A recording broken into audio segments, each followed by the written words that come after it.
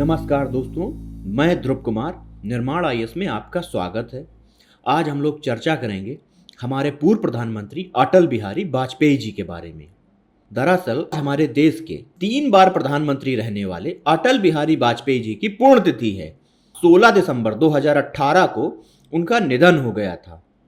अटल जी का जन्म एक मध्यम वर्गीय परिवार में 25 दिसंबर 1924 में मध्य प्रदेश जिले के ग्वालियर के एक गांव बटेश्वर में हुआ था। उनके पिता कृष्ण बिहारी वाजपेयी एक शिक्षक और कवि थे। उनकी माता का नाम कृष्णा देवी वाजपेयी था और उनके 7 भाई बहन थे। वाजपेयी जी ने अपनी हाई स्कूल की शिक्षा सरस्वती शिक्षा मंदिर गोरखी बाड़ा विद्यालय से प्राप्त की। इसके बाद उन्होंने स्नातक की शिक्षा लक्ष्मीबाई कॉलेज से पूरी की और कानपुर में स्थित डीएवी कॉलेज से अर्थशास्त्र विषय में डिग्री प्राप्त की। अटल जी छात्र जीवन से ही राजनीतिक तथ्यों से संबंधित वाद विवादों में हिस्सा लेना पसंद करते थे और वे हमेशा प्रतियोगिताओं में भाग लेते रहते थे।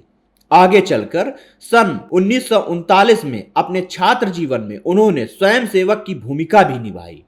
उन्होंने हिंदी न्यूज़पेपर में संपादक का भी काम किया था। वाजपेयी जी ने कभी शादी नहीं की। उन्होंने 2 बच्चियों को गोद लिया था, जो बेटी नमिता और नंदिता थीं। आजादी की लड़ाई में वे अनेक नेताओं के साथ मिलकर लड़े। सन 1942 में अटल बिहारी वाजपेयी जी ने अपनी राजनीतिक पारी की शुरुआत की। जैसा कि आप सभी को पता होगा, उस समय भारत छोड़ो आंदोलन जोर शोर से चल रहा था। इसी दौरान उनके भाई को इस आंदोलन में गिरफ्तार कर लिया गया था। इनके भाई को 23 दिनों के लिए जेल कारावास में रहना पड़ा था। इसके बाद उन्हें रिहा कर दिया गया। उसी समय उनकी मुलाकात श्यामा प्रसाद मुखर्जी जी से हुई और उनके आग्रह करने पर उन्होंने भारतीय जनसंघ पार्टी को भी ज्वाइन किया। भारतीय जनसंघ पार्टी का गठन सन 1951 में श्यामा प्रसाद मुखर्जी ने किया था।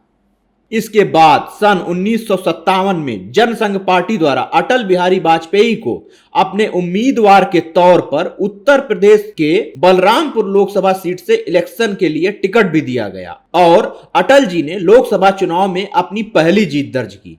इसके बाद उनकी उपलब्धि को देखते हुए उन्हें पार्टी का अध्यक्ष बनाया गया। अटल जी 2 साल तक मोरारजी देसाई की सरकार में वर्ष 1977 से 1979 तक विदेश मंत्री रहे, जिससे हमारे देश के प्रति विदेशों में एक विश्वासी देश की पृष्ठभूमि तैयार करने में उनका बहुत योगदान रहा। सन 1980 में अटल बिहारी वाजपेयी जी ने अपनी एक पार्टी का गठन किया, जो थी भारतीय जनता पार्टी, और 6 अप्रैल 1980 को अध्यक्ष के रूप में कार्यभार संभाला। अटल जी इतने दृढ़ निश्चय वाले व्यक्ति थे कि 1984 के चुनाव में जब भारतीय जनता पार्टी की 2 सीटें आईं और अटल जी स्वयं ग्वालियर से चुनाव हार गए, तो वे इस विषय पर खुलकर हंसे।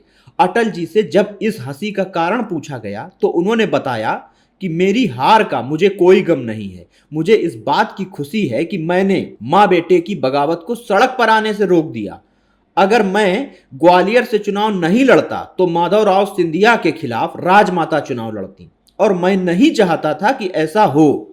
अटल जी अक्सर एक कविता कहते थे, हार नहीं मानूंगा, रार नहीं ठानूंगा, काल के कपाल पर लिखता हूं मिटाता हूं, गीत नया गाता हूं। और उन्होंने अपनी इस बात को सही भी साबित कर दिया। लोकसभा चुनाव 1996 में, जो कि भारतीय जनता पार्टी का देश भर में पहला विजय चुनाव रहा, इस चुनाव में बीजेपी ने पहली बार अपनी सरकार को स्थापित किया और मात्र 13 दिनों के लिए 10वें प्रधानमंत्री के रूप में अटल जी ने शपथ ली। 13 दिनों तक ही सरकार चलने के बाद अटल जी की सरकार गिर गई और फिर 2 साल बाद पार्टी सत्ता में वापस आई और 19 मार्च 1998 में अटल जी ने दूसरी बार प्रधानमंत्री की शपथ ली। 10 अक्टूबर 1999 को अटल जी ने तीसरी बार प्रधानमंत्री पद की शपथ ली और इस बार उन्होंने 5 साल का अपना कार्यकाल पूरा किया। अटल बिहारी वाजपेयी ने प्रधानमंत्री रहते हुए राजस्थान के पोखरण में सन 1998 में 11 मई और 13 मई को 5 भूमिगत परमाणु परीक्षण विस्फोट करके हमारे देश को परमाणु शक्ति संपन्न बनाया। यह एक साहसिक कदम था जिससे हमारे देश को अलग ही पहचान मिली। भारत देश का यह परमाणु परीक्षण इतना गोपनीय रूप से किया गया था कि पश्चिमी देशों की आधुनिक तकनीक भी उसे नहीं पकड़ पाई। परमाणु परीक्षण के बाद कुछ देशों ने अनेक प्रतिबंध भी लगाए, परंतु अटल जी ने इन सब चीजों की परवाह न करते हुए आगे बढ़ने का निर्णय किया और हमारे देश को नई आर्थिक विकास की ऊंचाइयों तक ले गए। अटल जी ने 19 फरवरी 1999 में दिल्ली से लाहौर तक बस सेवा शुरू की, जिसे सदा-ए सरहद नाम दिया गया। बस सेवा शुरू करके दोनों देशों के बीच आपसी रिश्ते में सुधार लाने की पहल की और उस समय उन्होंने पाकिस्तान का दौरा भी किया और वहां के तत्कालीन प्रधानमंत्री नवाज शरीफ से मुलाकात भी की। लेकिन इसके कुछ समय के बाद पाकिस्तानी सेना प्रमुख परवेज मुशर्रफ की सह पर पाकिस्तानी सेना और आतंकवादियों के द्वारा कारगिल क्षेत्र में घुसपैठ शुरू कर दी गई और कई पहाड़ की चोटियों पर अपना कब्जा कर लिया गया। तब जवाबी कार्रवाई में अटल बिहारी की सरकार ने ठोस कदम उठाए और सेना को खुला समर्थन दिया, जिससे कि हमारी सेना ने पाकिस्तानी सैनिकों को खदेड़ दिया और उन्हें धूल चटा दी।